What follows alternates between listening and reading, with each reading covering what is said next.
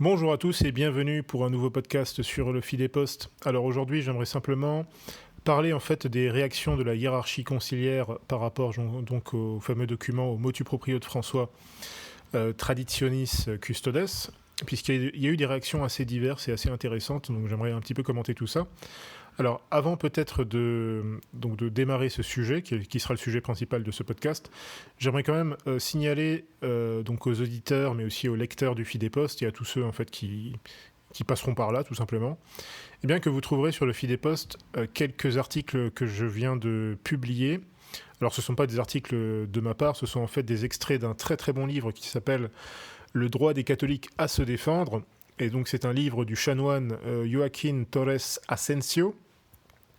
Donc, c'était un grand théologien thomiste du 19e siècle. Alors, c'est un livre très, très, très intéressant, excellent, qui n'est pas du tout long à lire. C'est un livre très accessible. Je crois qu'il fait, je ne sais pas, il doit faire, voilà, même pas 100 pages.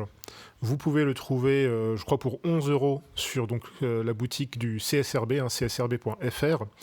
Je ne peux que vous recommander de lire ce livre, que vous soyez catholique ou que vous ne soyez pas catholique. Surtout en fait, pourquoi est-ce que je recommande ce livre vraiment chaudement? C'est à cause justement des événements que nous vivons en ce moment en France, notamment. Pour toutes ces questions donc, qui tournent autour de ces nouvelles politiques qui se mettent en place, de toutes ces menaces sur les libertés fondamentales, la liberté de circuler, les restrictions à l'emploi, etc., etc. La mise en place de cette espèce de tyrannie sanitaire. Je dis bien tyrannie parce que certains parlent de dictature, on est plutôt dans un cas de tyrannie. Et justement, alors il y a plusieurs articles que vous allez retrouver sur le Fil des Postes. Alors il y en a un qui concerne la notion de loi, de justice et de liberté selon la doctrine chrétienne, parce qu'effectivement, aujourd'hui on est dans une époque où la majorité de la France n'est plus chrétienne, évidemment, de la population. Mais vous avez encore, et c'est ce qu'on a vu hier, notamment dans les manifestations, on a vu quand même une mobilisation assez gigantesque du peuple français. Alors évidemment, j'ai vu sur BFM TV, enfin sur différents médias, mais surtout sur BFM, qu'ils estimaient... Alors c'est incroyable, parce que hier, ils estimaient qu'il y avait à peu près 114 000 personnes dans la rue partout en France. Aujourd'hui, j'ai vu un article, enfin une publication de BFM où il disait qu'il y avait eu seulement... Alors c'est peut-être une erreur de frappe, j'imagine. Il disait qu'il y avait 14 000 personnes qui manifestaient en France, mais je pense que c'est une erreur de frappe.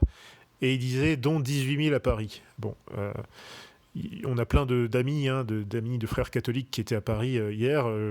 Tout le monde peut vous assurer qu'à Paris, il y avait au minimum 150 000 personnes dans les rues. Pareil à Marseille, à Marseille, il y avait au moins 100 000 personnes dans les rues. À Toulouse, il y avait au moins 25-30 000 personnes dans les rues. À Lille, pareil, minimum 30 000, voire 50 000. Lyon, pareil. Sans compter toutes les autres villes, donc toutes les autres grandes villes. À Strasbourg, moi, j'estime qu'on était au moins 7 000, peut-être un peu plus, ça dépend. Et puis, il faut voir aussi que c'était dans toutes les grandes villes. Je sais pas moi, à Nantes... à Toulon, à Nice, à Nîmes, etc., etc., un peu partout en France.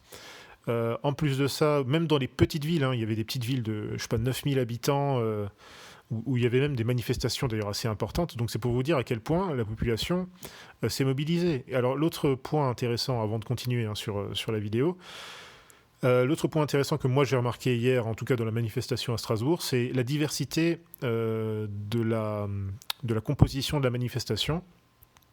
J'étais assez touché par ça, en fait, puisque on retrouve un petit peu les éléments qu'on avait vus dans les Gilets jaunes. Alors, on peut être critique, je veux bien, on peut être critique sur le fait que ces gens, effectivement, ne sont pas forcément... la plupart d'entre eux, malheureusement, ne sont plus chrétiens, ou en tout cas, ils n'ont pas forcément notre approche des choses. Mais il faut aussi raison garder et bien considérer que ces gens sont des victimes de Vatican II, sont des victimes de l'apostasie, etc., etc. Bon, voilà. Mais là, en tout cas, ils se mobilisent pour une question... toute simple en fait, une question de liberté fondamentale. Ils ne sont pas en train de réclamer, je ne sais pas moi, le droit au laïcisme ou je ne sais pas à quel truc, non, où ils ne sont pas en train de réclamer le droit au mariage homosexuel. Ce sont des gens simples, des familles ordinaires, qui réclament tout simplement le fait de ne pas être traqués, pistés, discriminés, de ne pas se voir restreindre en fait le droit tout simplement de circuler, de prendre le train et d'aller travailler tout simplement sans qu'on ait à exiger d'eux un espèce de passe sanitaire, qui en fait est une discrimination tout à fait inédite et inacceptable. Hein. La question ne porte pas sur les vaccins, elle porte plutôt sur cette espèce de politique liberticide qui est illégitime, moralement, qui est illégitime. Pourquoi est-ce qu'elle est illégitime ? Eh bien justement, si vous allez lire les articles, enfin les extraits donc, du livre du chanoine Asensio, eh bien vous comprendrez un peu quels sont les vrais... Et là, je parle surtout à ceux qui ne sont pas chrétiens, qui n'ont pas forcément une bonne compréhension des notions de droit, de loi, de liberté, tout ça. Eh bien, vous comprendrez justement que les notions de loi et de liberté, ce sont des notions qu'on ne peut pas justement aborder du point de vue, on va dire, du positivisme et du laïcisme ou du libéralisme tel qu'on le connaît depuis le 19e siècle en Europe, malheureusement. Il faut vraiment aller chercher chez les auteurs dans la théologie catholique, mais aussi chez certains auteurs antiques, des gens comme Cicéron ou Aristote avaient déjà aussi bien compris les choses. Il faut bien comprendre que les lois qui se mettent en place actuellement, enfin qui ne sont pas encore votées, mais qui le seront peut-être d'ici quelques jours, en tout cas cette espèce de politique liberticide, pourquoi est-elle liberticide ? Eh bien tout simplement parce que ce sont des lois, ou des potentielles lois, qui sont illégitimes. Elles sont illégitimes, elles ne reposent pas en fait ni sur la raison, ni sur des faits justifiables. Et en fait, là, on tombe aussi sur un autre aspect du débat, qui est justement l'autre aspect du débat, c'est en fait la question de savoir est-ce que la mise en place de ce pass sanitaire et de toutes ces mesures liberticides se justifie-t-elle par une épidémie qui serait extrêmement grave, qui ne serait pas du tout, qui serait tout à fait organique, c'est-à-dire qui ne serait pas manipulée ni dans son origine, ni dans le traitement médiatico-politique. Eh bien en fait, on constate que, objectivement, c'est une analyse objective que l'on fait, rationnelle, que depuis le début, eh bien, il y a clairement une manipulation de la part des médias, de la classe politique, aussi d'une partie du monde scientifique, pas de tout le monde scientifique, mais d'une partie. Il y a une manipulation des faits. Il y a eu clairement une amplification tout à fait extraordinaire de ce phénomène, de cette épidémie. Alors sans revenir sur tous les détails, parce qu'il y a eu tellement de choses qui se sont passées en 1 an et demi. Et il y a aussi effectivement ce scandale du fait qu'on ait tout de suite imposé très vite la vaccination comme seule solution, en fait.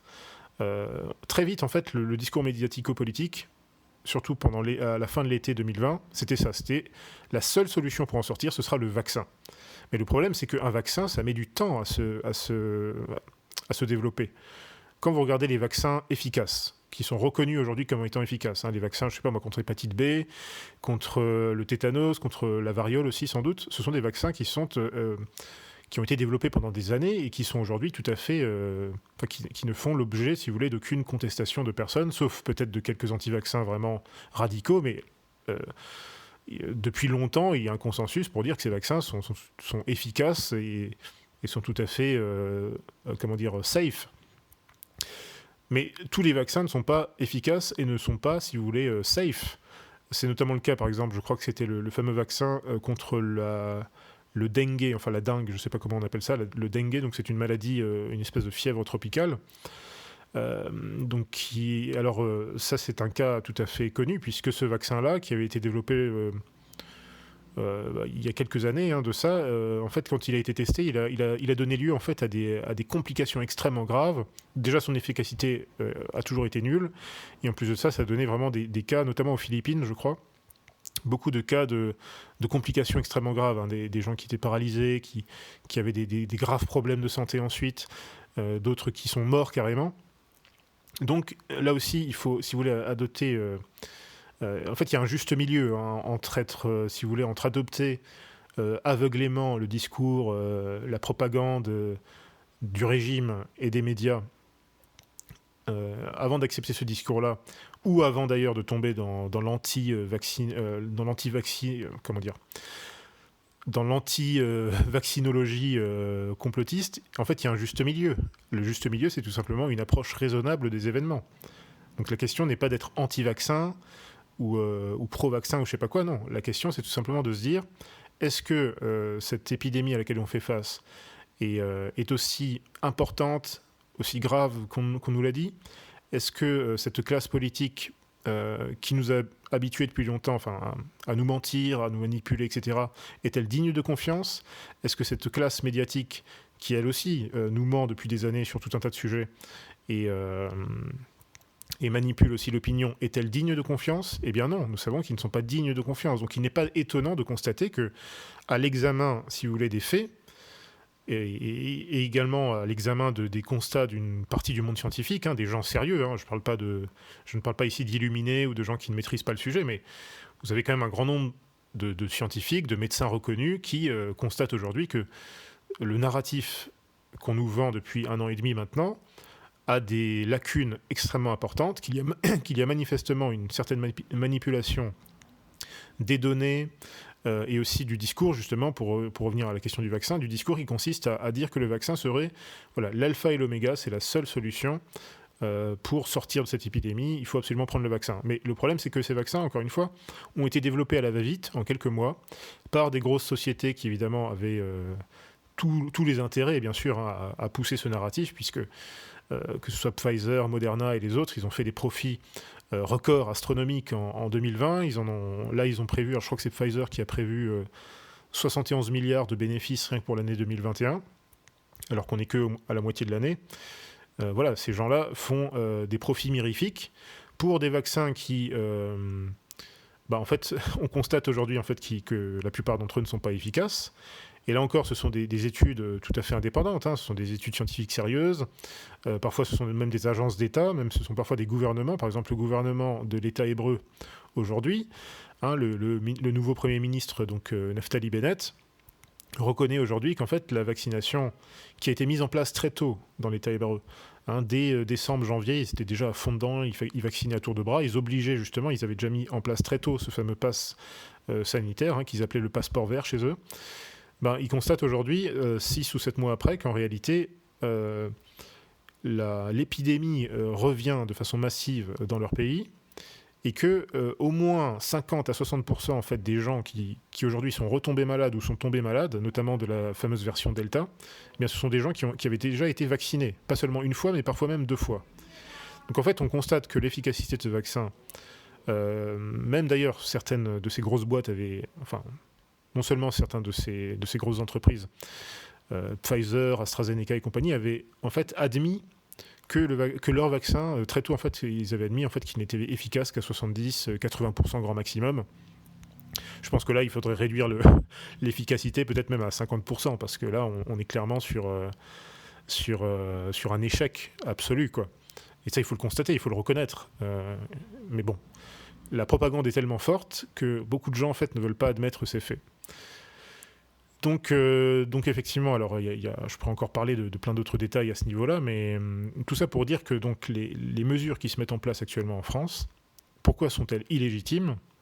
Pourquoi la loi qui risque de passer la semaine prochaine ou dans les prochaines semaines, pourquoi est-elle une loi illégitime et donc injuste? Eh bien tout simplement parce qu'elle ne correspond pas au réel, parce qu'elle ne profite pas en fait à l'intérêt public, au bien commun, tout simplement. C'est aussi simple que ça en fait. Et donc il faut en fait parvenir à corréler en fait la justesse d'une loi par rapport à la chose qu'elle cherche à corriger ou à la situation qu'elle essaye d'établir. Donc là, clairement, on n'est pas du tout dans les clous. Donc si on examine vraiment la doctrine catholique, le thomisme, etc., voilà, je vous renvoie à ces extraits donc, du chanoine Joaquin Torres. Et voilà, vous aurez vraiment une très bonne compréhension de la chose et vous constaterez, en tout cas si vous avez un peu réfléchi à la chose, vous constaterez qu'effectivement, les lois qui se mettent en place n'ont pas de raison d'être. Et donc, il est tout à fait légitime et même presque urgent en fait pour les Français de toutes origines, de toutes confessions même, on va dire. Enfin voilà, pour tous les citoyens un petit peu conscients, c'est tout à fait légitime pour eux de protester contre cette politique scandaleuse, puisque là encore, alors il y a beaucoup de gens qui me posent souvent la question... Oui, Guillaume, que penses-tu de tes amis de Radio Regina qui ont une opinion différente de la tienne et qui, eux, sont plutôt pro-vaccin et qui contestent un petit peu, qui n'aiment pas trop les gens qui contestent justement cette politique pro-vaccinale ou en tout cas du pass sanitaire. Alors, écoutez, moi, je ne peux pas répondre à leur place, je n'ai pas envie de parler dans leur dos ou quoi que ce soit, même si, voilà, j'en ai déjà discuté avec eux, et pour en fait terminer un peu avec ça, parce que tout le monde me pose tout le temps la question, et j'ai déjà répondu à plusieurs reprises, moi j'en ai déjà discuté avec Yannick, hein, qui est un très bon ami, mais voilà, il est clair que moi j'ai pas la même analyse tout à fait de la situation avec lui, que lui. C'est-à-dire que je suis d'accord avec certains points de sa critique, quand il critique un certain complotisme exacerbé, un certain antiscientisme aussi chez certains, je suis tout à fait d'accord avec lui. D'un autre côté, là où on n'est pas d'accord, c'est que moi, j'ai pas du tout la même analyse de fond en fait de la situation. Moi, je constate que le narratif, donc en fait tout ce dont je viens de vous parler, je constate qu'il y a une manipulation indéniable en fait par rapport à toute cette situation. Et ça, c'est indéniable. Et donc moi, je peux pas faire, je ne peux pas passer outre ces faits. Ce sont des faits, ce sont des éléments factuels. Et d'autant plus que cette politique, ce discours, cette propagande, elle est mise en place par qui ? Eh bien par un régime dont on sait que c'est un régime non seulement antichrétien, et quand je dis régime, je parle aussi donc de la classe médiatique. C'est un régime antichrétien, c'est un régime antimoral et c'est un régime antisocial. Hein, tout ça, ça va ensemble. Quand on s'attaque, si vous voulez, au droit de Dieu, quelque part, on s'attaque aussi à la morale naturelle, et donc on s'attaque aussi, en fait, à la société humaine telle que Dieu la voudrait, en fait. Que ce soit dans un sens ou dans un autre, que ce soit par un excès, si vous voulez, de liberté ou de fausse liberté, de licence, ou que ce soit par une restriction tout à fait abusive de liberté fondamentale. Et là encore, je vous renvoie au chanoine Asensio. Alors notamment un article très intéressant qui s'appelle, vous le trouverez aussi sur le Fil des Postes, qui s'appelle « Qu'est-ce que la tyrannie ?» Et là c'est très intéressant aussi, donc toujours en se basant sur des autorités de l'Église, telles que saint Thomas d'Aquin, saint Augustin, saint Robert Bellarmine, etc. etc. Voilà, le chanoine Asensio nous explique en fait dans quelles conditions on tombe dans la tyrannie. Et force est de constater que la situation actuelle confirme encore une fois que nous sommes effectivement face à un pouvoir tyrannique. Non seulement parce que, en l'occurrence, ce pouvoir actuel attaque des libertés fondamentales, qu'il instaure des lois injustes, mais aussi pour tout un tas d'autres raisons, qui là nous concernent, nous, évidemment, beaucoup plus les chrétiens. C'est-à-dire que nous, les catholiques, on avait compris depuis longtemps que ce régime est illégitime en puissance, parce qu'il a toujours nui, en fait, à la religion, aux lois morales, etc., etc., et il le nuit en plus, si vous voulez, de façon mécanique, forcément. C'est un gouvernement antisocial, quelque part, donc qui attaque, en fait, un certain nombre de libertés naturelles, de libertés humaines qui en fait sont inhérentes, si vous voulez, à la prospérité d'une société de base, quoi. Donc voilà, je vous renvoie à ces deux articles. Il y en a d'autres, il y en a à peu près 5. Il y en a un qui est sur la tyrannie, l'autre c'est sur les lois, la justice et la liberté. Il y en a un autre aussi tout à fait intéressant qui s'appelle « Le droit à l'insurrection selon la doctrine catholique ». Voilà, donc... Voilà, donc ça c'était juste pour donc évoquer encore ce sujet, pour en terminer là-dessus. Alors maintenant, je vais rapidement donc vous parler des fameuses réactions de la hiérarchie conciliaire par rapport au motu proprio traditionis custodes. Donc j'ai déjà fait 2 articles cette semaine à ce sujet, dès que le motu proprio était sorti. Et donc là maintenant j'avais déjà fait une analyse, comme vous le savez, on avait fait un podcast à ce sujet il y a 2 jours. Et donc maintenant, il s'agit un petit peu de voir quelles ont été les réactions diverses et variées, surtout en particulier de la hiérarchie conciliaire, notamment des évêques conciliaires, puisque c'est eux, en fait, ce motu proprio les confirme, en tout cas les confirme beaucoup plus explicitement, si vous voulez, dans leur autorité de permettre ou d'interdire, en fait, l'existence de paroisses ou de groupes de communautés, d'instituts dans leur juridiction qui font la messe traditionnelle, en tout cas le rite de 62. Donc effectivement la question c'était de savoir comment est-ce qu'ils allaient réagir en fait.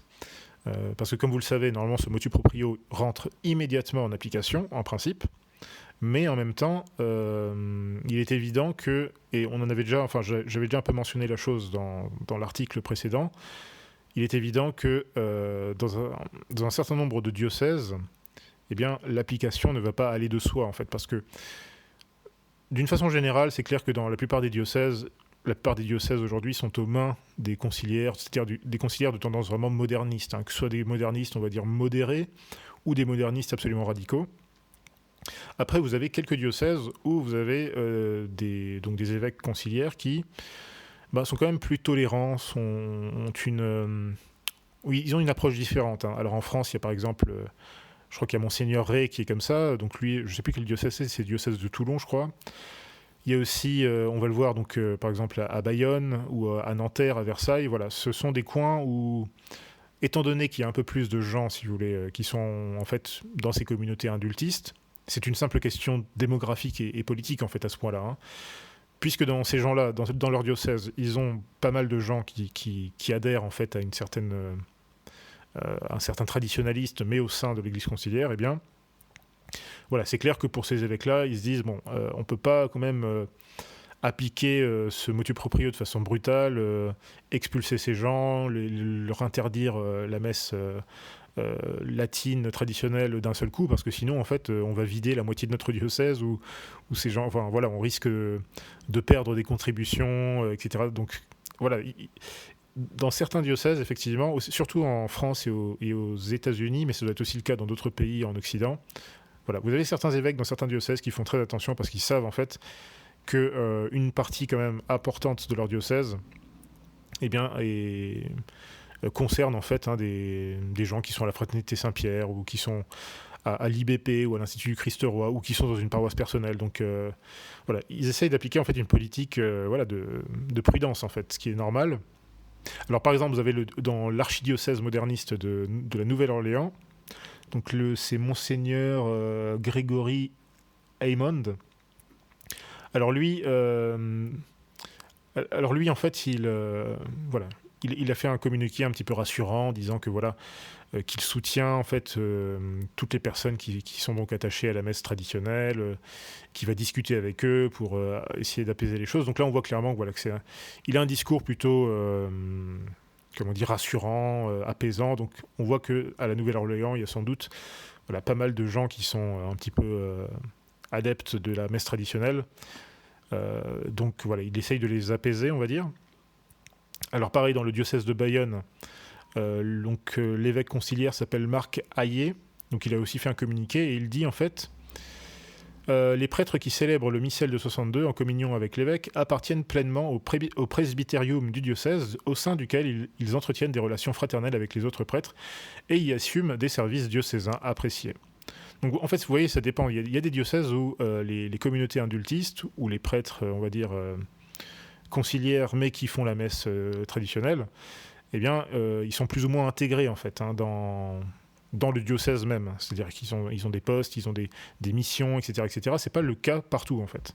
Il y a des endroits en fait où ils sont juste tolérés, où ils ont été tolérés ou installés à une certaine époque par un autre évêque, donc ils sont restés là, mais les nouveaux évêques conciliaires sont pas forcément favorables à eux, donc jusque-là ils ont pas voulu ils pouvaient pas vraiment les virer, donc mais maintenant ils peuvent. Donc voilà, il y a plein de cas différents en fait.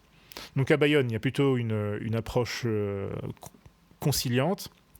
D'ailleurs, donc cet évêque conciliaire, donc Marc Hayet, continue et dit « Je confirme dès à présent les groupes déjà constitués dans le diocèse autour de la célébration du missel de 62, ainsi que les prêtres autorisés à la célébrer. Je confirme également les lieux où la messe selon le missel de 62 y est célébrée habituellement le dimanche et parfois en semaine. » Donc là, on voit qu'à Bayonne, dans le diocèse de Bayonne, eh bien, là, clairement, les indultistes sont plutôt protégés, sont plutôt favorisés. Donc eux, ils vont pouvoir continuer donc enfin, en tout cas, ceux qui étaient déjà installés là vont pouvoir continuer à faire la messe traditionnelle.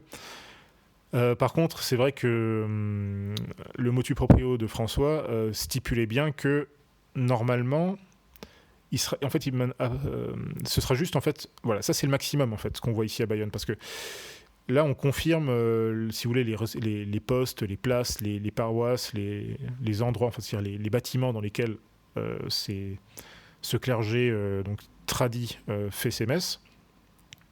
Mais selon le motu proprio de François, il faut bien voir aussi qu'il y a des dispositions comme quoi les évêques ne pourront plus en fait autoriser des nouvelles paroisses, des nouveaux groupes, etc., etc.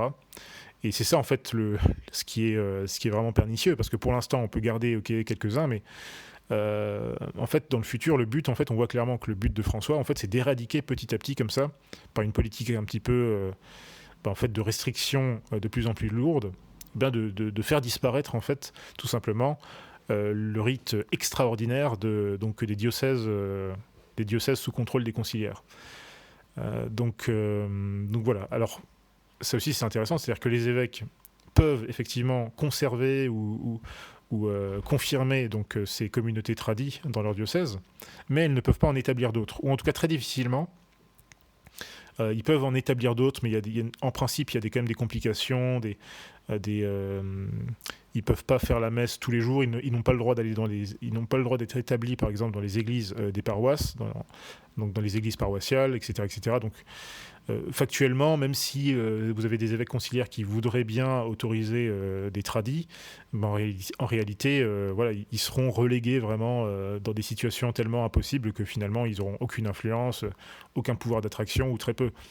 Ils seront mis dans des espèces de catacombes. Comme ça, ils verront ce que ça fait.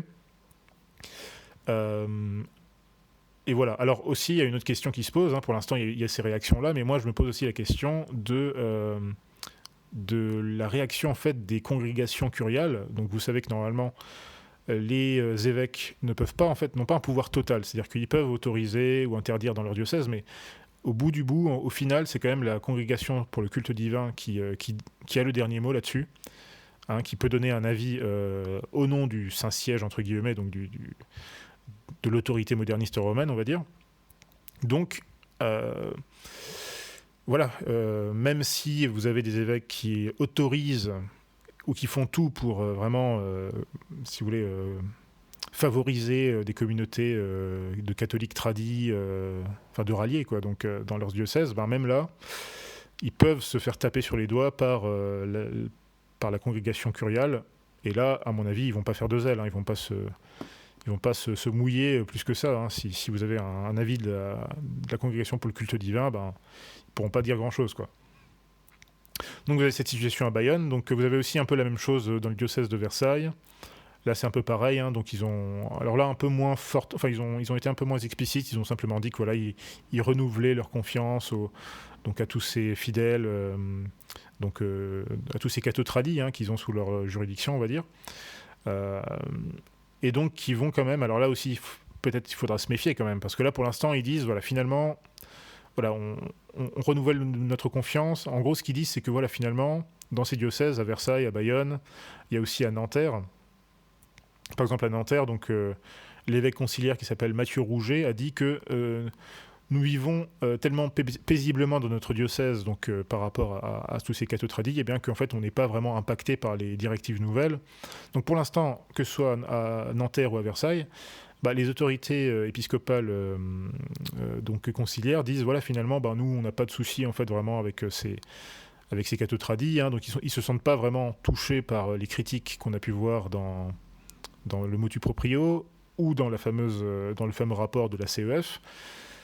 Et donc ils disent voilà, finalement, on n'a pas de souci avec ces gens. Par contre, on va quand même organiser des réunions à partir de la rentrée. Donc ça, c'est notamment ce qu'on retrouve dans le communiqué de l'évêché à Versailles. On va organiser des réunions à la rentrée en septembre pour discuter un peu de tout ça, de comment est-ce qu'on va implémenter ces directives. Donc là aussi, là je le dis aux cathos ralliés, je leur dis faites attention parce que pour l'instant, je pense que dans ces diocèses-là, je pense qu'effectivement les évêques qui sont en place ne sont pas forcément contre les tradis en quelque sorte, puisque c'est tradit. Et là, je crois que ça revient justement je crois que c'est dans le communiqué du diocèse de Nanterre ou celui de Versailles, je ne sais plus, ou de Bayonne. En gros, ce que disent ces autorités conciliaires, c'est qu'ils disent en fait, on n'a pas de problème avec ces gens parce que ce sont des tradis, certes, mais ils acceptent Vatican II, ils acceptent la messe Paul VI, donc il n'y a pas de souci avec eux. Ils sont pas, si vous voulez, ils sont pas visés en fait par les critiques que François a fait justement dans le motu proprio. Mais on sait très bien que dans la réalité, c'est très différent. Voilà, officiellement, effectivement, toutes ces communautés, ces paroisses ne se déclarent jamais contre Vatican II ou contre la messe Paul VI. Mais par contre, c'est vrai que quand on creuse un peu, il y a quand même des critiques. Ils ont quand même un discours très critique par rapport à l'esprit de Vatican II ou à une certaine orientation, alors qu'à une certaine voie, n'est-ce pas, œcuménique, le fameux cheminement œcuménique de Vatican II. Souvent, ils sont assez critiques là-dessus. Et donc, le problème, c'est que Ça ne plaît pas du tout au parti un petit peu modernisto-progressiste de François, donc forcément, ils vont quand même être, au final, ils seront forcés d'être mis dans le même panier, finalement. Donc moi je leur dis méfiez-vous quand même parce que peut-être que là ils vous disent voilà, ils essayent de temporiser, de vous dire ok on n'a pas de souci avec vous, restez bien tranquille, vous pouvez continuer à faire vos messes pendant l'été, mais à la rentrée on va se réunir, on va vous dire un petit peu ce que nous on a mis en place, etc. Donc voilà, ils sont pas à l'abri que d'ici quelques semaines, quelques mois, eh bien que en fait le ton change tout à fait, même dans ces diocèses qui leur sont plutôt favorables. Hein, donc, et il y a aussi le fait que, alors il y a aussi un fait important quand même, c'est que ces évêques, hein, ils ne sont pas éternels. Alors je ne sais pas quel âge ils ont, hein, tous les évêques dont on a parlé là, mais ils ne sont pas éternels. Donc il y a un moment donné où, alors François non plus hein, n'est pas éternel, mais clairement on voit que aujourd'hui le parti moderniste le plus fidèle en fait à la tradition de Vatican II, qui suit en fait le chemin de Paul VI, c'est quand même le parti de François. Et François, on voit qu'il a, quand vous voyez toutes les nominations de cardinaux qu'il a fait depuis quelques années, quand vous voyez les évêques qui le nomment ici et là, clairement on voit que ce sont quasiment que des modernistes, soit des modernistes modérés, soit des modernistes radicaux, mais bon, un moderniste modéré, vous me direz que c'est un moderniste tout simplement. Donc voilà, quand même, il y a une tendance générale dans le clergé conciliaire qui est de toujours, enfin qui reste vraiment dans une ligne, je dirais même de plus en plus moderniste, progressiste. Il demeure quand même l'écrasante majorité, encore plus qu'avant. Et donc et même d'ailleurs, par exemple, alors là aussi, une chose très intéressante, vous avez des réactions aussi différentes dans d'autres diocèses. Par exemple, dans le diocèse de Clifton. Alors là, ça se passe tout à fait différemment. Alors c'est juste un exemple. Donc le diocèse de Clifton, c'est en Angleterre. Et donc dans ce diocèse-là, vous avez donc une paroisse qui est Notre-Dame de Glastonbury, donc qui célèbre en fait depuis assez longtemps la messe traditionnelle, etc. Donc une paroisse, je crois que c'est une paroisse personnelle qui est donc sous... alors je ne sais pas si elle était déjà sous indulte donc de Ecclesia Dei ou si elle s'est créée à partir de Benoît XVI, je ne sais pas, mais en tout cas voilà, ils font le rite traditionnel. Et là en fait ils viennent de publier un communiqué, donc hier, samedi.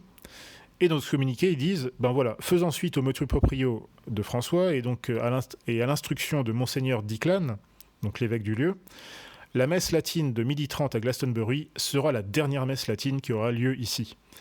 Donc là, en fait, ce qui s'est passé dans ce diocèse, c'est que l'évêque conciliaire du coin, donc Diclan Lang, leur a dit, en fait, maintenant vous n'avez plus le droit de faire la messe traditionnelle, vous arrêtez tout simplement, c'est tout, c'est terminé. Voilà.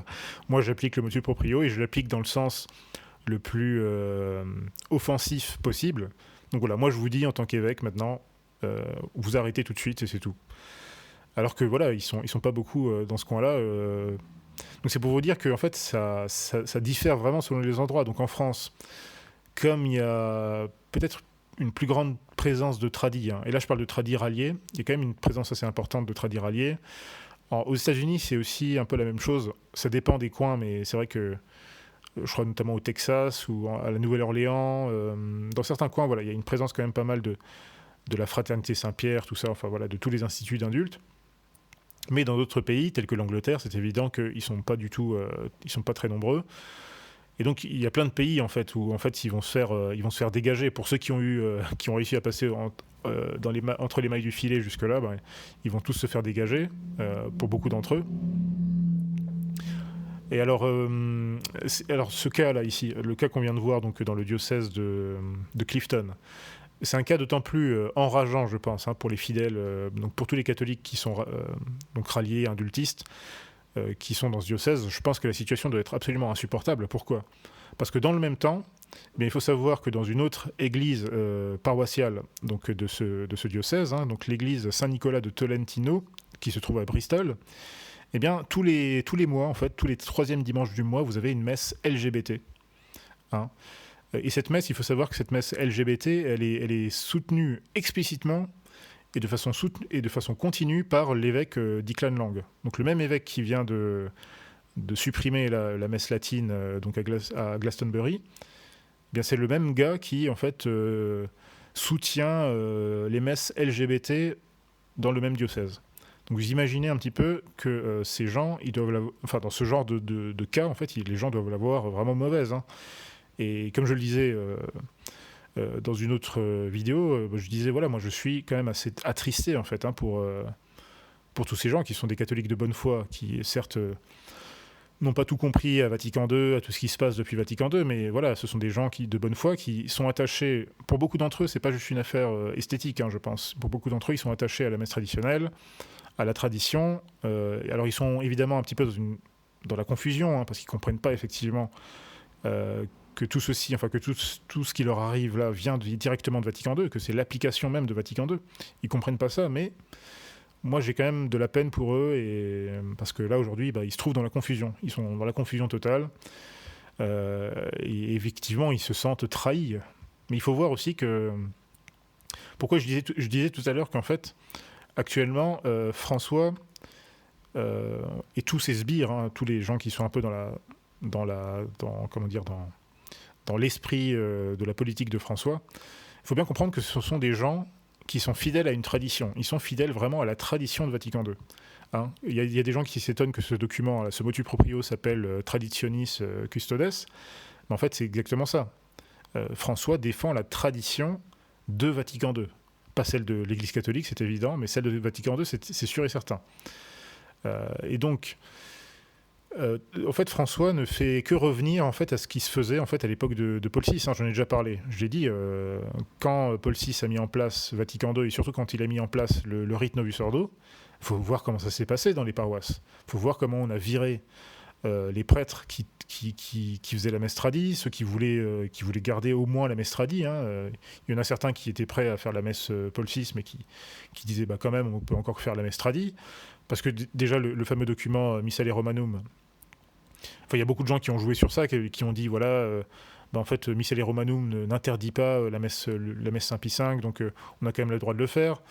Mais en même temps, en fait, c'est logique. Si vous avez Paul VI, donc un soi-disant pape, qui met en place un nouveau rite, bah, ça veut dire que c'est le nouveau rite ordinaire, enfin, c'est le nouveau rite universel, tout simplement, et unique, donc de l'Église, normalement. Enfin, si on est logique, hein, si on considère que Paul VI est un vrai pape. D'ailleurs, c'est ce que François a répété hein, dans ce motu proprio. Il a dit le rite Novus Ordo de Paul VI, c'est le seul vrai rite, enfin c'est l'unique rite latin de l'Église catholique. Et ça c'est une parole très forte, parce qu'il y en avait, si vous voulez, la solution qui avait été trouvée un petit peu entre temps, c'était alors vous aviez effectivement cette croyance chez beaucoup de tradis pendant longtemps. Hein, de dire que voilà, le rite Saint Pie V n'a jamais été abrogé ou interdit, donc on peut continuer à le faire, même si les évêques essaient de nous empêcher, etc. etc. Et encore une fois, hein, ça a été violent. Hein, ça a été violent dans plein d'endroits où on a viré tout le clergé qui ne voulait pas se soumettre, qui ne voulait pas faire la messe Paul VI ou qui voulait continuer à faire la messe, juste continuer à faire la messe Saint Pie V. Ils étaient virés, on les dégageait tout simplement, quoi. Ou on les mettait à des postes à la noix, je ne sais pas où, mais voilà, ils ont été balayés d'un seul coup. Et il y a seulement dans quelques endroits très rares, où vous avez eu des résistances héroïques, notamment à Taldrulingen, Saint-Nicolas du Chardonnay, d'autres endroits comme ça, où vous avez eu des gens qui ont presque jamais lâché l'affaire. Hein. Moi, à ma connaissance, il y a juste la paroisse de Tal où on n'a jamais fait la messe Paul VI, hein, à ma connaissance. Mais voilà, donc voilà comment ça se passait. Donc vous avez ces gens qui, pendant un certain nombre d'années, pensaient que voilà, ils pouvaient un petit peu échapper à ces contradictions en disant que voilà, la messe Saint Pie V n'a jamais été abolie. Bon. Après, vous avez Jean-Paul II qui a mis en place son motu proprio pour essayer de... Voilà, c'était une stratégie assez fine pour un petit peu parasiter et comment dire, pour casser en deux en fait le mouvement tradi qui se développait. Ensuite, vous avez eu un petit peu la politique de Benoît XVI. Alors lui, il a essayé justement. Lui, il s'est dit voilà. Benoît XVI, en fait, il s'est dit un petit peu, je vais essayer de me placer dans une position à la fois à la Paul VI, mais en même temps à la Jean-Paul II. C'est-à-dire que je vais dire, voilà, on autorise une forme de biritualisme. Donc vous pouvez faire la messe Paul VI, vous pouvez faire la messe Saint Pie V, ou en tout cas le rite de 62. Mais à condition, bien sûr, que vous adhériez à Vatican II. Hein. Il faut adhérer à Vatican II, vous adhérez aux réformes liturgiques et tout ça et tout ça. Mais vous pouvez choisir, vous pouvez de temps en temps, si vous voulez, voilà, vous pouvez aussi faire la messe de 62, parce qu'elle n'a jamais été abolie, en fait, c'est vrai, machin truc. Donc là, François, lui, il prend il prend une direction différente et il revient, en fait. Il revient à la tradition de Paul VI, où il revient, en fait, à ce qui se faisait du temps de Paul VI, c'est-à-dire on éradique totalement les prêtres qui restent attachés à la tradition, on vire tous les autels, enfin, on change complètement l'intérieur des églises, tout ce qui est, tous les ornementaux sacramentels, que ce soit au niveau des vêtements, que ce soit aussi au niveau des ornements à l'intérieur des églises, ou de l'autel, ou du chœur, etc. Voilà, on balance tout. Alors, heureusement, on a quand même eu plein d'endroits où ça a été préservé, mais voilà, vous savez très bien que dans des quantités astronomiques de paroisses, notamment à la campagne, il y a eu des destructions incroyables, hein, faites par les modernistes eux-mêmes. Donc voilà, tout ce qui ressort de la tradition, d'une certaine esthétique gothique ou romane ou baroque même, voilà, tout ça on vire et on passe en mode full moderniste. Voilà, donc ça c'était l'époque, c'était les années 70 en fait, hein, et 80 aussi un petit peu. Et donc François en fait il revient à ça. Donc c'est un traditionnaliste François quelque part.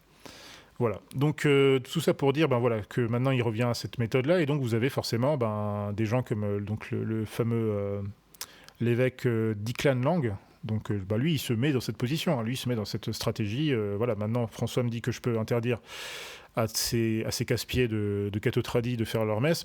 J'interdis tout de suite. Il ne se pose pas de questions, il n'y a pas de discussion, il n'y a pas de réunion, je sais pas quoi. Voilà, vous dégagez immédiatement. Et pendant ce temps-là, nous, on va faire nos messes LGBT dans l'église d'à côté. Et il s'est passé un peu la même chose, alors cette fois-ci à Porto Rico. Alors là, l'évêque conciliaire s'appelle... donc c'est l'évêque conciliaire de Mayagüez. Donc il s'appelle Ángel Luis Rios Matos. Donc lui, pareil, il a fait un communiqué là, qui est tombé hier, je crois, ou aujourd'hui, je sais pas. Et donc lui, il dit voilà, la messe traditionnelle latine de 62, donc, est complètement interdite. Et il interdit en plus de ça tout ce qui est les chasubles, les birrettas et tout ça, enfin tous les ornements traditionnels, les vêtements traditionnels, voilà. Les soutanes, tout ça, ça dégage. Voilà, vous vous mettez en mode clergyman, vous vous mettez en mode danse liturgique et tout ça, sinon vous dégagez. C'est aussi simple que ça. Donc vous voyez qu'en fait, ça va vraiment, toute cette histoire, ça dépend vraiment en fait des endroits. Et clairement, encore une fois, le clergé moderniste de tendance traditionnaliste, tradition de Vatican II, tradition Paul VI, c'est quand même le clergé qui est majoritaire. Y compris, surtout chez beaucoup d'évêques qui ont été placés là pour ça. Et y compris des évêques qui ont été placés par Benoît XVI. Hein. C'est pas que des évêques qui ont été mis en place par François, tout ça. Le fameux Declan Lang, là, hein, le monseigneur Declan Lang du diocèse de Clifton, si je me trompe pas, là j'ai pas mes notes devant moi, mais si je me souviens bien, je crois qu'il avait été nommé par Benoît XVI. Bon, il y a que ceux qui ignorent vraiment tout ce qui s'est passé depuis 20 ans, ou depuis 60 ans, qui pensent encore que Benoît XVI était une espèce de conservateur ou je sais pas quoi. Non, Benoît XVI, c'était juste quelqu'un qui a essayé d'appliquer une autre stratégie, mais Benoît XVI n'est pas un conservateur ou un tradit, en tout cas de la tradition catholique. Hein. Benoît XVI, c'est un moderniste, ou en tout cas, si c'est un conservateur ou si c'est un traditionnaliste, c'est un conservateur ou un traditionnaliste de la tradition de Vatican II, tout comme François. Sauf qu'il a adopté une autre stratégie, plus conciliante, presque plus intelligente en fait. Hein. Quelque part, c'était plus intelligent que ce que fait François aujourd'hui. Alors, entre guillemets, parce que François n'est pas bête, il sait ce qu'il fait. Il sait que de toute façon, ces gens, enfin, en tout cas les autorités conciliaires vont suivre, hein, y compris les évêques qui essaient de protéger toutes ces communautés tradies qu'ils ont sous leur juridiction. Certes, vous avez des évêques qui vont essayer de les protéger au maximum, mais encore une fois, les décisions finales vont se passer au niveau de la congrégation curiale, de la congrégation du culte pour la foi. Enfin, du culte, congrégation pour le culte divin, pardon. Et également, ça va se passer aussi au niveau de la congrégation pour les instituts de vie consacrée. Donc c'est eux qui ont le dernier mot au final. Hein. S'ils ont envie maintenant de dire, bon, on a des rapports qui remontent, il y a des gens qui se plaignent dans votre diocèse par rapport à ces cathotradis, là, donc voilà, vous avez été beaucoup trop... comment dire, voilà, monseigneur, vous avez été beaucoup trop tolérants à leur égard. Finalement, les problèmes qu'on avait constatés avant sont encore présents parce que voilà, on a Madame Michu qui nous a écrit une lettre pour nous dire ceci ou cela. Ben, voilà, les évêques du lieu, ben, ils vont pas faire de zèle, hein, ils pourront pas faire grand-chose. À moins vraiment qu'ils aient des moyens de pression ou qu'ils aient des contacts haut placés ou quoi. Mais en gros, la stratégie là maintenant de François, c'est il passe il passe un petit peu à la vitesse supérieure et il dit maintenant, ok, cette histoire de biritualisme, de motu proprio summorum pontificum, ça a assez duré.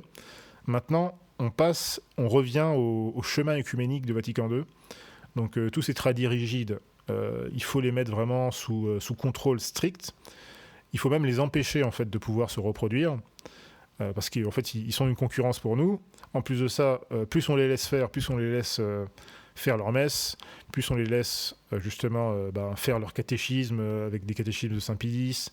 En fait, plus on les laisse s'intéresser à la tradition catholique, plus ils rejettent Vatican II. C'est bizarre, c'est curieux quand même. C'est étrange comme mécanisme, mais en fait c'est un mécanisme tout à fait normal, puisque si vous vous intéressez, et encore une fois, tous ces catholiques-là qui sont ralliés, enfin qu'on appelle les ralliés, donc qui fréquentent toutes ces paroisses personnelles et tous ces instituts d'indultes, la plupart d'entre eux sont des catholiques de bonne foi. Ce sont des gens qui sont, pour beaucoup, pas tous, hein, il y a aussi des cas bizarres. Hein. Moi, je viens de ces milieux, il y a aussi des cas bizarres, mais ça c'est comme partout, hein, on n'est pas parfait. Mais la plupart d'entre eux sont quand même des gens de bonne foi, qui sont attachés à la tradition, des gens qui sont vraiment, qui ont une piété tout à fait... voilà, ce seraient des gens qui seraient des très bons catholiques si on n'avait pas tous ces problèmes, hein. Si on n'était pas tous victimes de Vatican II, il n'y aurait aucun souci avec eux. Mais voilà, ce sont des gens qui forcément, plus ils s'attachent à la tradition, et de façon de plus en plus sérieuse, eh bien, plus ils constatent en fait que Vatican II, que tout ce qui ressort de Vatican II, que ce soit la doctrine, la pastorale, l'esthétique aussi, la liturgie bien sûr, ils rejettent tout ça en fait finalement de façon logique, de façon mécanique, hein, c'est presque naturel, c'est presque instinctif. Donc là, alors là justement, je voyais des réactions aussi intéressantes de la part de certaines personnalités, on va dire, entre guillemets. Alors, c'est des laïcs, hein, des personnalités de laïcs un petit peu... alors, je vais juste retrouver ça. Il y en a une qui m'a fait un peu rire, enfin rire, pas vraiment rire, mais qui m'a interpellé, on va dire. C'est, alors, je ne sais pas si vous connaissez Matt Walsh, c'est un... Voilà, je ne sais pas ce qu'il fait exactement, mais c'est un gars, je crois, qui travaille au Daily Wire de Ben Shapiro, donc... C'est une espèce de conservateur, voilà, c'est un peu la caution catholique conservatrice des médias libéraux conservateurs aux États-Unis. Voilà, c'est une espèce de journaliste en gros, hein. Voilà, un petit peu conservateur, catholique, voilà. Bon, alors lui, il dit la chose suivante, il dit voilà, la messe Novus Ordo est nulle, elle est comment dire, elle est mièvre, elle est sans saveur, leurs églises sont horribles, la musique est horrible. Les homélies, enfin, donc les sermons sont insupportables et n'ont aucun sens. Et il n'y a rien dans ces églises et dans cette expérience liturgique qui pourrait, en fait, d'une façon ou d'une autre, attirer des potentiels convertis. Et donc lui, il dit que voilà, c'est pour ça en fait que lui, il explique comme ça le fait qu'il y ait de moins en moins de gens qui fréquentent les églises depuis Vatican II. Ou depuis la réforme liturgique. Alors, il y a du vrai, il y a du faux en fait dans ce qu'il dit. Parce que là, premièrement, lui, c'est quelqu'un qui est... c'est typiquement le gars qui va dans une messe... voilà, c'est typiquement le gars qui va dans une messe d'indulte, hein, qui va à la Fraternité Saint-Pierre ou dans une paroisse personnelle ou autre. Donc bon, déjà, ces gens... et encore une fois, je les comprends, mais je dis, vous n'êtes pas logique. Vous pouvez pas dire... vous pouvez pas critiquer le Novus Ordo, enfin le rite du Novus Ordo, le rite Paul VI. Vous pouvez pas critiquer Vatican II et nous dire que oui, mais en fait, voilà, ces gens-là, ce sont des vrais papes, ce sont des vrais papes qui ont mis en place tout ça, mais cette messe, bon, on l'aime pas trop, elle est pas très bonne, il y a quelque chose qui cloche avec, elle est nulle, elle est mièvre, elle nous ennuie. Ben non, ça c'est condamné hein, par l'Église, vous pouvez pas dire ça. Vous pouvez pas avoir cette approche, il va falloir choisir. Avant, c'était un petit peu les frateux qui étaient un peu dans une position très ambiguë. Hein. Et ben maintenant, en fait, finalement, il y a aussi beaucoup de gens dans les milieux ecclésiadei et compagnie qui vont devoir faire un choix. Il y en a beaucoup qui se posent aussi des questions par rapport à ça. Ils se disent, mais finalement, voilà, qu'est-ce qu'on va faire c'est terrible ce qui nous arrive. Alors, il y a autre chose dans le propos de Matt Walsh qui n'est pas tout à fait exact, c'est que... Et c'est aussi une analyse parfois qu'on a tendance à enfin, c'est aussi une approche on a tendance à oublier. En tout cas, souvent, vous savez, on dit, voilà, Vatican II a vidé les gens des églises, a provoqué une apostasie massive. Les gens, effectivement, ne sont pas attirés par les messes Paul VI, par toute la doctrine de Vatican II.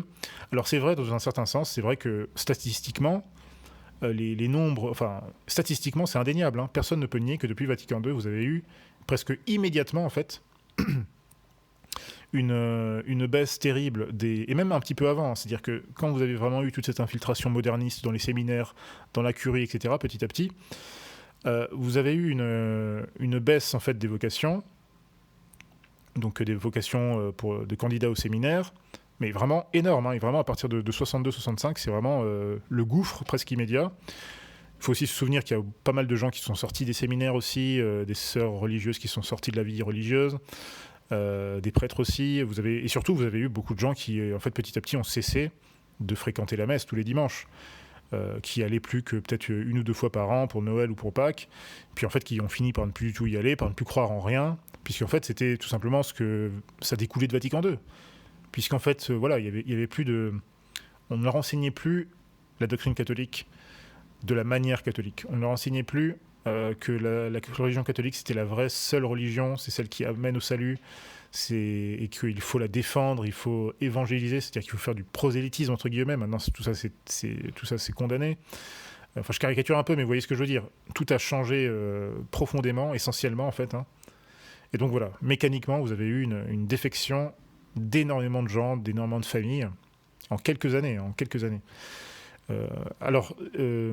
Par contre, il faut aussi constater que des gens comme Jean-Paul II, comme Benoît XVI d'une certaine façon, et comme François, ont quand même aussi un pouvoir d'attraction. C'est-à-dire qu'ils ont aussi réussi à attirer à eux des convertis qui, évidemment, malheureusement, ne sont... Bon, est-ce qu'ils se convertissent au catholicisme? Ça, c'est difficile à dire. Il y en a qui, à mon avis, pensent se convertir au catholicisme, donc ils le font de bonne foi. Mais il y en a beaucoup d'autres aussi Enfin, il y a beaucoup d'endroits, en fait, où on voit une certaine... on constate qu'il y a encore un espèce de dynamisme dans les églises qui sont aujourd'hui aux mains des conciliaires, et ça se voit notamment un petit peu relativement en Amérique du Sud, même si là-bas ils sont très concurrencés par le protestantisme. Ça se voit aussi un petit peu en Afrique. En Afrique, c'est là où peut-être même... On dit souvent que c'est un peu l'avenir de l'Église catholique, parce que c'est effectivement là-bas où les gens sont quand même restés plus dans les églises, mais c'est aussi pernicieux, parce que dans ces endroits-là, que ce soit en Amérique du Sud, que ce soit en Asie ou en Afrique, on a réussi à garder les gens, ou en tout cas en attirer d'autres, par des moyens malhonnêtes. C'est-à-dire que... Et on voit aussi un petit peu le même phénomène en Europe, hein, ou en Occident. C'est-à-dire qu'il y a aussi un côté, si vous voulez, séducteur dans le modernisme, avec...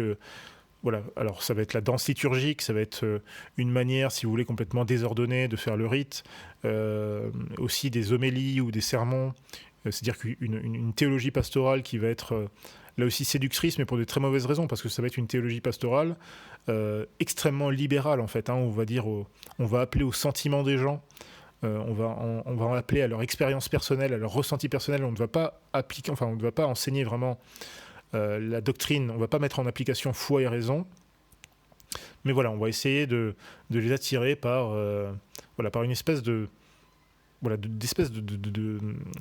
discours comme ça extrêmement libéral, et qui attire parfois, ça aussi c'est une chose que j'ai pu constater parfois, hein, des gens qui en fait étaient attirés par ce côté-là, hein, parce que justement ils avaient l'impression que voilà, finalement, l'Église catholique, donc l'Église conciliaire en fait, eux au moins ils sont tolérants, hein, c'est pas comme avant ils étaient très intolérants, maintenant ils sont très tolérants, ils acceptent tout le monde, ils acceptent même les homosexuels, voilà, c'est plus comme avant, ils sont plus méchants comme avant, donc je sais pas comment expliquer ça, il faudrait que je fasse un article ou une étude là-dessus, mais vous comprenez ce que je veux dire. Tout ça pour dire en fait que la secte moderniste conserve quand même un certain pouvoir d'attraction. Alors évidemment, elle dégoûte aussi un grand nombre de gens. Elle a dégoûté plein de gens depuis 60 ans, depuis Vatican II. Plein de gens sont partis parce qu'en fait ils se sentaient plus attachés à ce que l'Église conciliaire leur enseignait, hein. Ils ont pris en fait ils ont agi de façon presque mécanique par rapport à Vatican II. Et d'un autre côté, vous avez aussi beaucoup de gens qui critiquent aussi, je veux dire, des non-catholiques, hein, qui surtout des déchristianisés, hein, beaucoup de Français déchristianisés, en fait, font souvent des critiques vis-à-vis de l'Église catholique. Alors, ils font les critiques, en fait, ils les adressent à l'Église conciliaire, mais ils font pas la distinction, bien sûr. Mais ils disent, voilà, mais oui, quand on essaie, nous, de les évangéliser ou de leur parler de catholicisme, etc., dans plein de cas, hein, dans des cas politiques, dans des cas divers et variés, ils vont vous dire, oui, mais ah oui, mais vous, les catholiques, regardez, votre pape, il est pro-migrant, il est pro-LGBT, en plus il y a tous ces scandales de pédophiles, de je sais pas quoi. Donc en fait, voilà, ils ont toutes ces critiques, alors ils vont aussi nous dire, voilà, oui, mais l'Église aujourd'hui, elle est complètement morte, elle n'a plus un discours solide comme avant, donc moi j'ai aucun respect pour ça, donc ça ne m'attire pas du tout. Donc en fait, vous avez à la fois des gens qui sont attirés par la secte moderniste parce que, justement, elle a un discours extrêmement sentimentaliste, émotionnel, qui attire en fait non pas sur la raison ou sur la foi, mais vraiment sur l'expérience, hein, sur l'expérience personnelle, sur le personnalisme. Et d'un autre côté, vous avez des gens qui sont dégoûtés justement par cette espèce de mièvrerie, par cette espèce de faiblesse doctrinale qu'ils ressentent, hein, presque instinctivement, et donc ils disent voilà, mais moi ça m'intéresse pas ça. Par contre, une fois qu'on leur montre un petit peu ce que c'est vraiment la tradition catholique, qu'on leur montre vraiment, alors on n'arrive pas toujours à leur faire comprendre, hein, tout ce qui s'est passé avec Vatican II, l'histoire de vacances du siège, tout ça, c'est trop compliqué pour la plupart des gens, hein. C'est pour ça que moi j'insiste de moins en moins là-dessus. C'est une fois que les gens comprennent un petit peu certaines choses qu'on peut leur en parler, mais voilà, faut pas trop embrouiller les gens. Il faut pas non plus penser que voilà, qu'on n'est pas catholique parce qu'on ne. Faut pas penser, moi, voilà, je l'ai déjà dit, hein, faut pas penser que parce qu'on n'est pas assez des vacantistes, on n'est pas catholique. Enfin, moi, je crois pas à ça, hein. Je pense pas que ce soit comme ça que ça se passe. Mais en tout cas, une fois que les gens comprennent un petit peu, une fois que les gens en fait réalisent ce qu'est la tradition catholique, au minimum, hein, la tradition catholique, la morale catholique et tout ça, ben là, en fait, ils comprennent en fait ce qu'est le catholicisme au minimum. Alors, ils ont effectivement parfois ils sont dans la confusion créée par Vatican II, par les élites modernistes. Ils comprennent pas tout, mais ils comprennent souvent l'essentiel, au moins, de ce qu'est la doctrine catholique. Et ça, c'est un grand minimum. Et là aussi, il faut aussi bien voir que ces dernières années, même dans l'église conciliaire, c'est-à-dire dans les paroisses conciliaires, hein, qui font la messe Paul VI, je ne parle pas des communautés ralliées tradies, mais même dans les paroisses conciliaires, on voit aussi parfois surtout des jeunes prêtres qui ont une approche beaucoup plus conservatrice que leurs aînés, hein, par rapport à ceux qui ont été vraiment affectés directement par l'époque Paul VI ou Jean-Paul II. Et donc qui ont une approche un peu plus conservatrice, qui comprennent bien aussi, qui sont un peu honteux par rapport à tous les abus, entre guillemets, qu'il y a eu avant. Donc qui essayent de revenir à une certaine tradition catholique, mais tout en restant, effectivement, dans le cadre de Vatican II, de la messe Paul VI. Donc là aussi, c'est complètement bancal, hein, c'est un mariage qui ne peut pas se faire, évidemment, mais on voit que là aussi, ça forme aussi, enfin moi je le vois, hein, ça forme aussi pas mal de jeunes catholiques qui en fait, alors je ne sais pas par quel miracle, hein, en fait, adoptent certains fondamentaux en fait, de la vraie doctrine catholique, de la vraie morale catholique, de la vraie morale chrétienne. Alors évidemment de façon incomplète ou imparfaite, mais voilà, c'est quand même encore différent qu'à une époque, en tout cas moi quand j'étais gamin, voilà, où c'était vraiment le grand n'importe quoi dans les paroisses, et on n'avait aucune envie en fait d'apprendre quoi que ce soit de ce qu'on nous enseignait parce que c'était nul, ça n'avait aucune rigueur, c'était voilà. Donc il y a plein de cas différents, hein, on le voit vraiment, c'est une situation de confusion absolue, et cette confusion, c'est tout simplement l'œuvre de qui vous savez. Alors si on reste à un niveau humain, c'est l'œuvre de Vatican II. Et il faut bien comprendre qu'on est tous victimes de ça. Donc moi encore, comme vous le savez, voilà, j'ai une approche diplomate, sans compromis sur la doctrine ou sur la réalité des faits, hein, mais j'ai une approche diplomatique, on va dire, charitable autant que possible, et compréhensive aussi. Donc voilà, essayons de comprendre les catholiques qui ne comprennent pas tout de Vatican II, essayons de les comprendre, et aussi de prier pour eux, de comprendre leurs affections, leurs douleurs, etc., etc. Et puis, voilà. Comprenons que nous sommes tous victimes de Vatican II et que, voilà, il faut que nous prions tous pour que le Seigneur Dieu, eh bien, nous permette de sortir de cette situation terrible d'une façon ou d'une autre. Après, ce qui est sûr, est-ce que cette histoire, finalement, va conduire petit à petit à la perte de la secte Vatican II? Il y en a beaucoup qui pensent que ça va être le cas. Beaucoup pensent que l'église conciliaire est en train de se saborder un petit peu. C'est possible, mais je ne sais pas si ça va être aussi immédiat que ça, hein. Ça peut mettre encore 5 ans, 10 ans, 15 ans, enfin on ne sait pas, hein, j'en ai aucune idée. Mais c'est vrai que c'est quand même périlleux, hein, c'est périlleux. Même si c'est logique que François agisse comme ça, parce qu'il ne peut pas laisser cohabiter, si vous voulez, deux doctrines, deux traditions, deux rites comme ça. Mais je pense qu'il sait aussi que voilà, c'est périlleux, et on voit d'ailleurs que les évêques conciliaires n'ont pas la même approche, hein, selon les endroits. Certains passent un petit peu outre, en fait. Hein. Ils lui désobéissent, enfin, ils désobéissent un petit peu à l'esprit de sa lettre, d'une certaine façon, et il y en a d'autres qui appliquent ça de façon plus volontaire. Donc voilà, on voit que ça pourrait craquer, en fait, hein, petit à petit comme ça. Il ne faut pas oublier faut pas oublier comment le faux rite, enfin la fausse religion qu'avait mis en place, la contrefaçon de religion qu'avait mis en place Antiochus IV à l'époque des Maccabées.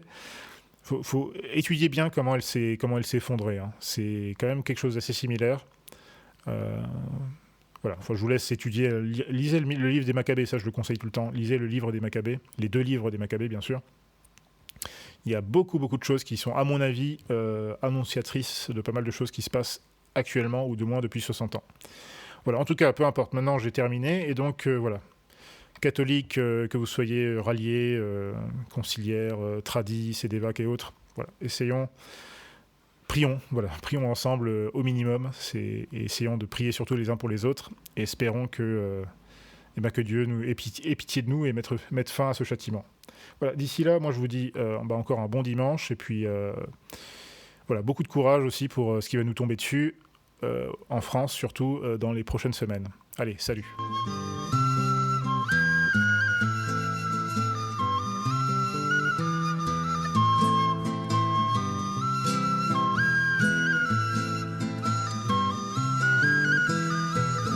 All'usona da gran cascia viva lupa pa la bascia, all'usona dei tamburriella sorriso di cuperie, l'allusuona da campana viva viva di pupulana, alla suona da violino morta di giacobino, sono carmagnolo, sono di consigli e vi vorrei con la famiglia, sono carmagnolo, sono di consigli e vi vorrei con la famiglia.